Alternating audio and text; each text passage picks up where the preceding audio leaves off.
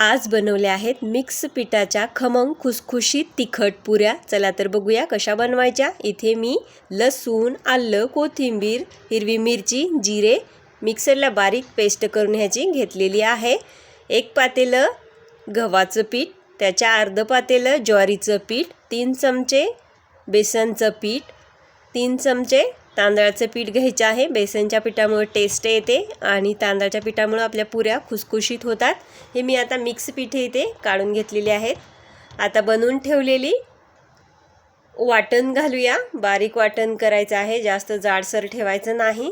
वाटण घातल्यानंतर ओवा घालायचा, आवडीनुसार पांढरे तीळ घालायचे, चवीपुरतं मीठ घालायचं, हळद, हिंग, काश्मीरी मिरची पावडर घालायचं। हे छान मिक्स करायचं पिठामध्ये आणि इकडे आपल्या पिठाच्या क्वांटिटीनुसार तेलाचं मोहन घालायचं आहे।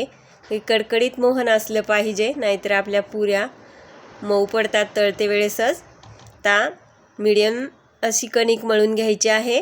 10 मिनिट रेस्ट करायला ठेवायचं आणि नंतर तळायला घ्यायचं। कढई घेतली, तेल घातलं, तेल गरम झाल्यानंतर जास्त जाडे नाही पातळे नाही मीडियम साईजच्या पुऱ्या लाटून छान गोल्डन ब्राऊन कलर येईपर्यंत तळून घ्यायच्या आहे।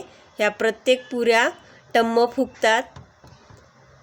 छान अशा पुऱ्या अशा तळून घ्यायच्या आणि म्हणजे चवीलाही छान लागतात। पुऱ्या तळते वेळेस एवढा खमंग वास सुटला होता घरभर, खूपच छान लागतात ह्या पुऱ्या खायला।